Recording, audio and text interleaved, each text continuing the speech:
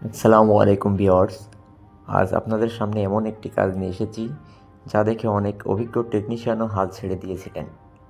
আমার হাতে থাকা এই স্যামসাং ফোনটি বেশ কয়েকজন টেকনিশিয়ান ঘুরে আমার কাছে এসেছে। ফোনের কন্ডিশন এতটাই খারাপ ছিল যে অনেকেই এটিকে ডেড বলে ঘোষণা করেছিলেন।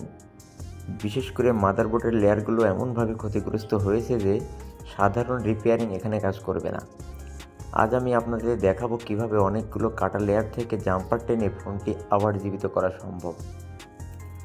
ফোনটি খোলার পর আমি যখন মাইক্রোস্কোপের নিচে মাদারবোর্ডটি পর্যবেক্ষণ করি তখন দেখি এর ইন্টারনাল লেয়ারগুলো বেশ কয়েকটি জায়গায় বিচ্ছিন্ন হয়ে আছে। সম্ভবত অন্য কোথাও কাজ করার সময় ভুলবশত এই ড্যামেজটি হয়েছে। আপনারা জানেন স্যামসাংয়ের আধুনিক বোর্ডগুলোতে লেয়ারগুলো অনেক পাতলা এবং ঘন থাকে। এখানে একটি ভুল মানেই পুরো বোর্ডটি অকেজো হয়ে যাওয়া।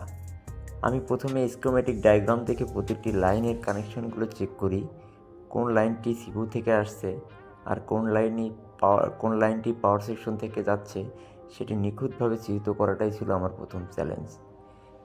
এখন শুরু করা হলো আসল কাজ, লেয়ার জাম্পারিং। আমি খুব শুকনো জাম্পার ওয়্যার ব্যবহার করেছি যাতে করে একটি লাইনের সাথে অন্য লাইন শর্ট না হয়ে যায়। আপনারা ভিডিওতে দেখতে পাচ্ছেন আমি অনেকগুলো পয়েন্ট থেকে টেনে টেনে জাম্পার করছি। এই কাজটি করতে প্রচুর ধৈর্যের প্রয়োজন। প্রতিটি কানেকশন দেওয়ার পর আমি মাল্টিমিটার দিয়ে রিডিং চেক করছি। এখানে 1% ভুলের কোনো জায়গা নেই। যারা নতুন টেকনিশিয়ান ভাই আছেন তাদের উদ্দেশ্য বলবো, এই ধরনের কাজে তাড়াহুড়ো না করে ধীরে সুস্থে লেয়ারগুলো খুঁজে বের করতে হবে। আপনারা দেখতে পাচ্ছেন এই মাদারবোর্ডটি যখন আমি হাতে পাই তখন এর কয়েকটা ট্র্যাক একদমই মিশে গিয়েছিল। সাধারণত যারা আনাড়িভাবে শেডিং কাটে বা হিটিংয়ের কাজ ঠিকমতো বোঝে না তাদের হাতে এই ধরনের দুর্ঘটনা বেশি ঘটে। এইখানে যে কানেকশনগুলো দেখছেন এগুলো চুলের চেয়েও পাতলা। প্রতিটি লেয়ার বা ট্র্যাকের নিজস্ব সিগন্যাল থাকে, যেমন ভিপিএস, পাওয়ার, ভিকোর বা বিভিন্ন ডাটা প্লাস মাইনাস লাইন। যদি ভুলবশত একটি লাইন অন্যটির সাথে শর্ট হয়ে যায় তবে পুরো ফোনটি চিরদিনের জন্য ডেড হয়ে যেতে পারত। তাই আমি আইসোলেশন করার জন্য বিশেষ ইউভিগুলো ব্যবহার করেছি যাতে জাম্পারগুলো নড়ে না যায়। আমার অনেক ছাত্র এবং টেকনিশিয়ান ভাইরা আমাকে জিজ্ঞেস করেন যে ভাই এই লেয়ারগুলো খুঁজে পাওয়ার উপায় কী। আসলে এখানে কোনো ম্যাজিক নেই, পুরোটাই হচ্ছে স্কিমেটিক ডায়াগ্রাম এবং বিট ম্যাপের কারসাজি। আমি প্রতিটি লাইন ট্রেস করেছি এবং মিটারে ওমস রিডিং চেক করেছি। অনেক সময় দেখা যায় বোর্ড ওপরে ঠিক থাকে কিন্তু ভেতরের লেয়ার কেটে যায়, যেটাকে আমরা ইন্টারনাল লেয়ার ড্যামেজ বলি। এই ধরনের কাজের ধৈর্য হচ্ছে আসল চাবিকাঠি। আপনি যদি 5 মিনিটে এই কাজ শেষ করতে চান তবে আপনি ব্যর্থ হবেন। আমি নিজে এই ফোনটির পেছনে কয়েক ঘন্টা সময় দিয়েছি শুধুমাত্র লাইনগুলো নিখুঁতভাবে রিকভার করার জন্য। আমি এখানে যে জাম্পার ওয়্যার ব্যবহার করেছি তা হলো 0.02 এর এনামেল কপার ওয়্যার। এটি দিয়ে কাজ করা বেশ চ্যালেঞ্জিং।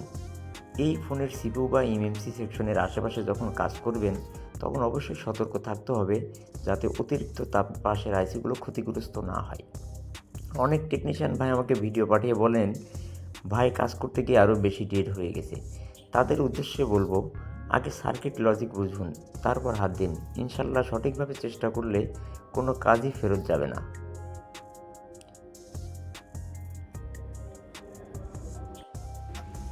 এই ফোনটি যখন আমার হাতে আসে কাস্টমার ভাইটি খুবই আপসেট ছিলেন। তিনি আমাকে বললেন, আসাদ ভাই অনেক জায়গায় দেখিয়েছি, সবাই বলেছে এর মাদারবোর্ড চেঞ্জ করতে হবে, যা অনেক ব্যয়বহুল। আমার ফোনের ভেতরে অনেক জরুরি ডাটা আছে। আসলে যখন কোনো টেকনিশিয়ান একটি ফোন ফেরত দেয় তখন কাস্টমার পুরোপুরি আশা ছেড়ে দেন। কিন্তু আমি তাকে আশ্বস্ত করেছিলাম যে আমি আমার সর্বোচ্চ চেষ্টা করব, কারণ আমি জানি একটা মাদারবোর্ডের লেয়ার কাটা মানে সেটা ফেলে দেওয়ার মতো নয়, যদি আপনার কাছে সঠিক ডায়াগ্রাম আর মাইক্রোস্কোপ থাকে। এখানে একটি বিষয় লক্ষ্য করুন, এই লেয়ারগুলো কিন্তু নিজে নিজে কাটেনি। কোনো একজন টেকনিশিয়ান ভাই যখন হিট শিল্ড বা টিনের কভারগুলো কাটছিলেন তখন অসাবধানতাবশত ব্লেড বা কাটার দিয়ে মাদারবোর্ডের ট্র্যাকগুলো কেটে ফেলেছেন। তাই যারা নতুন কাজ করছেন তাদের উদ্দেশ্যে বলবো, শিল্ড কাটার সময় অত্যন্ত সতর্ক থাকবেন। সামান্য একটা ভুল আপনার কাস্টমারের অনেক বড় ক্ষতি করে দিতে পারে এবং আপনার নিজের সুনাম নষ্ট করতে পারে। সবসময় ভালো মানের কাটার ব্যবহার করবেন এবং তাড়াহুড়া করবেন না। অনেকে মনে করেন আইসি রিবোলিং করলেই সব সমস্যার সমাধান হয়ে যায়, কিন্তু এই ফোনের ক্ষেত্রে সমস্যাটি ছিল ভিন্ন। এখানে আইসি ঠিক ছিল, কিন্তু আইসিতে পৌঁছানোর রাস্তা অর্থাৎ বোর্ডের ট্র্যাকগুলো ছিল বিচ্ছিন্ন। এই ধরনের কাজে আমরা যখন জাম্পার করি তখন অবশ্যই খেয়াল রাখতে হয় যেন লজিক, ভোল্টেজ এবং সিগন্যাল লাইনগুলো একদম সঠিক থাকে। আমি এখানে ইউভি মাস্ক ব্যবহার করে লাইনগুলো প্রোটেক্ট করেছি, যাতে ভবিষ্যতে ফোনটি হাত থেকে পড়লেও জাম্পারগুলো ডিসকানেক্টেড না হয়। যাই হোক, কথা বলতে বলতে অনেক কথা হয়ে গেল। ভিডিওটা আসলে বেশি লং করতে চাই না।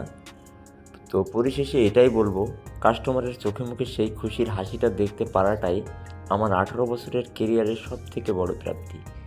যে ফোনটি সবাই অকেজো বলেছিল, সেটি আজ পুরোদমে সচল।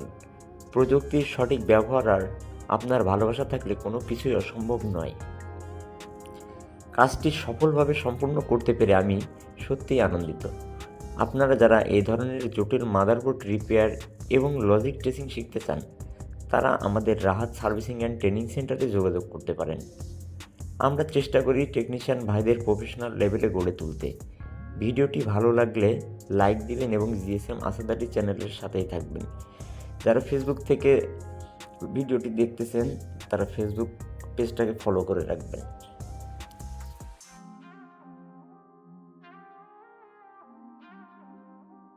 তো আলহামদুলিল্লাহ, ফোনটি এখন 100% ওকে।